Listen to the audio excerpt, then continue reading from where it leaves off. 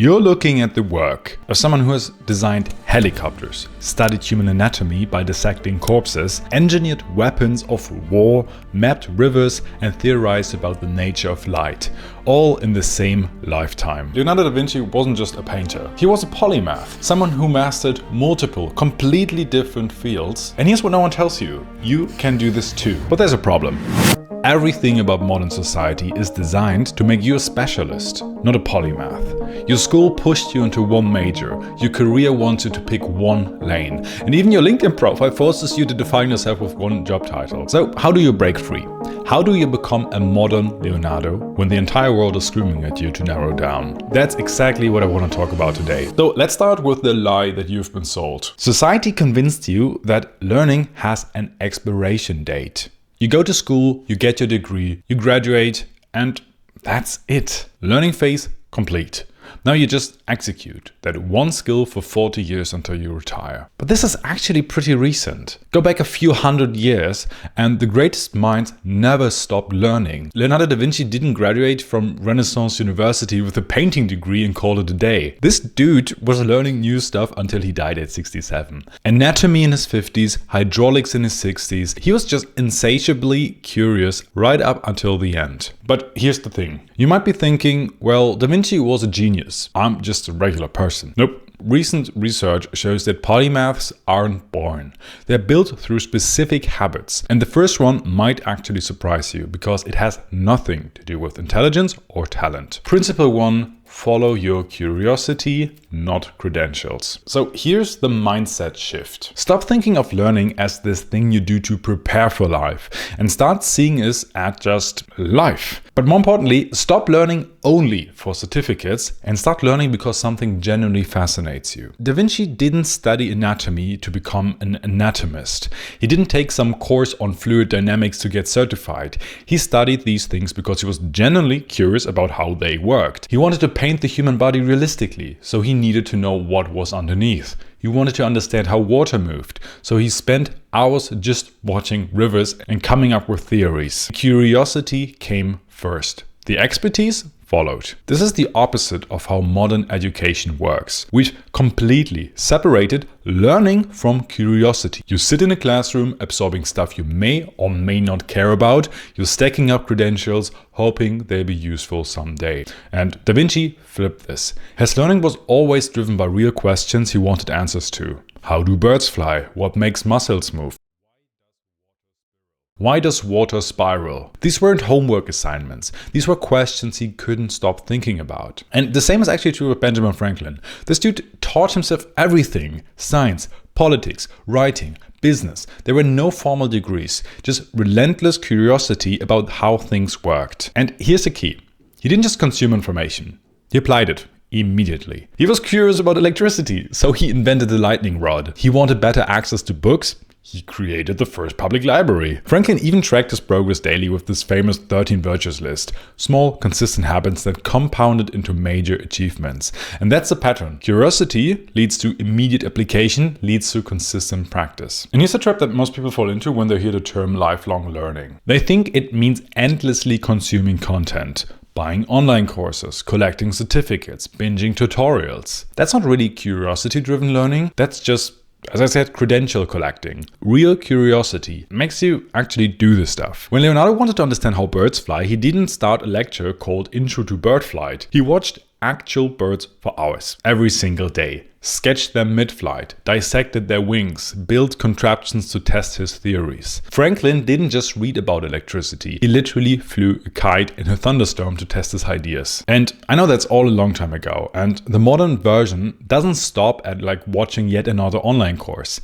It's experimenting. Want to understand music? Don't just watch theory videos, write terrible songs. Pull apart tracks you love, break down the patterns, get messy. So here's your first shift. Stop asking, what credential do I need? And start asking, what am I actually curious about right now? Follow that curiosity hard. Let it take you to weird places. Don't worry if it seems random or impractical. We'll structure this in a second, but first you need to reconnect with that kid-like curiosity about how stuff actually works. Because curiosity isn't just the starting point of becoming a polymath, it's the fuel for an entire thing. Without it, you're just collecting skills you don't care about. With it, you're unstoppable. Principle number 2. the phase-based approach. Principle number 2, work in focused phases, not scattered chaos. Here's where everyone gets Leonardo wrong.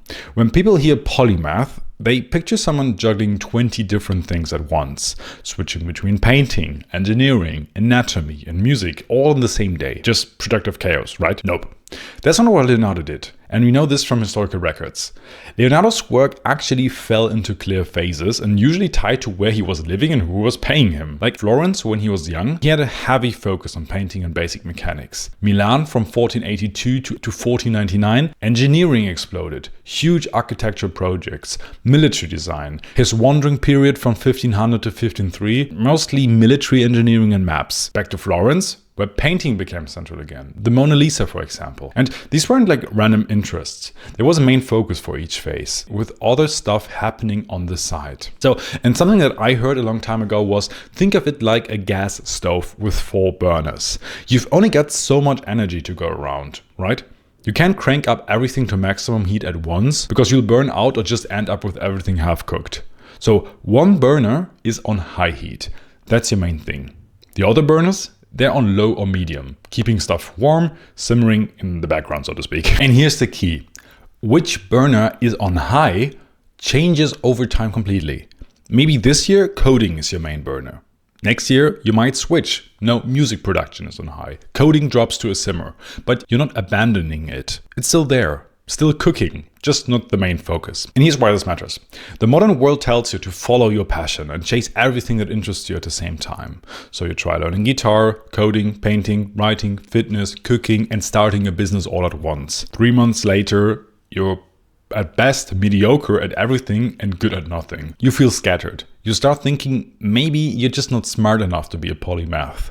But most likely that's not really much it. The problem is trying to run all 4 burners on high at the same time. Leonardo's phases lasted years, not weeks. For example, when he was focused on engineering, that was years of deep work, not like a weekend hobby or so. So here's what you gotta do next. Pick one main focus for the next 6 months, at least. That's your high heat burner. Go deep, build real skills, make actual stuff. But, and this is huge, don't kill your other interests. They stay on simmer. Maybe Monday through Friday, you're deep into learning programming. That's your main burner. But Saturday morning, sketching, making music, doing YouTube videos. And Sunday afternoon, whatever you want to do else. Principle number 3, jack of all trades, master of all. So you maybe heard this quote called jack of all trades, master of none. And there most certainly is some truth behind that. That is because, as I said, if you try to just half-ass everything, then you most likely won't get anywhere. If you like split up your day or your week between like 30 hobbies or so, or 30 passions that you have, then realistically, you only have so much energy and time and won't be able to dedicate so much time for each project, so that the results most likely won't be something that you want to brag about. The thing is, if you give it enough time, if you focus in a smart way, like as I said previously, high burner and the side burners, then over time you will eventually change your interest. You will eventually change projects. Then you get to a state where all of these different interests will actually compound over time and work together. Because many people are afraid that they will eventually pursue multiple interests, but they eventually will just stack up like random interests that don't have anything to do with each other, that all of this will basically be like pointless. But those simmering interests don't just exist next to your main work. They start feeding into it. They create like these unexpected connections that give you insights nobody else has. Best example is Leonardo da Vinci again. This was his secret. His anatomy studies made him a better painter because he understood the mechanics under the skin. His painting made him a better anatomist because he could illustrate his discoveries in ways that made sense. His engineering informed his art. You can see like mechanical precision in his compositions. And his art informed his engineering because his machines are like elegant and just aesthetic that pure engineers would have never achieved at that time. And same goes for you. If you're interested in philosophy, but also a programmer, then you maybe think more deeply about the ethics about what you program. For example, the ethics of AI, which is super important for the future, for example. And with Da Vinci, those different fields weren't just separate in his head. They were constantly talking to each other. A question in one area sparked insight in another. But notice, he still had phases. It's not like he was juggling it all at the same time. He still had main focuses. So for example, in my case, I always say that I started learning English just to watch YouTube videos when I was a teenager without subtitles. That was completely it.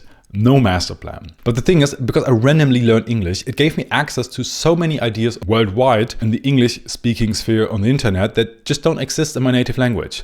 I made friends across the globe because of me picking English. I ended up living in the UK for a while and make very cool memories for that. I'm running a YouTube channel in English nowadays, which I would have never imagined.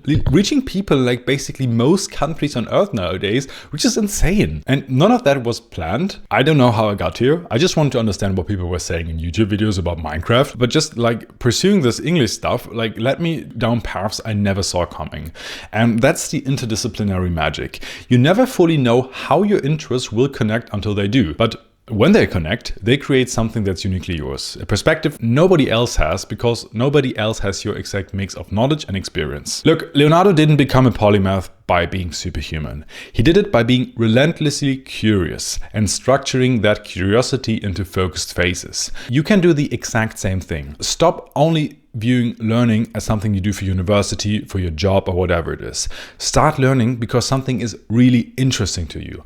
Pick your main burner. Keep others on simmer, don't abandon them, and trust that at some point in the future, those connections will happen, because they will always do, and this will at some point compound and transform their life completely. And if you're interested in speeding up that learning process even more, then make sure to click on this video right here, where I show you how you can 10x your speed of learning and learn things the easy way. Besides that, thank you as always so much for watching, and see you next time. Bye bye.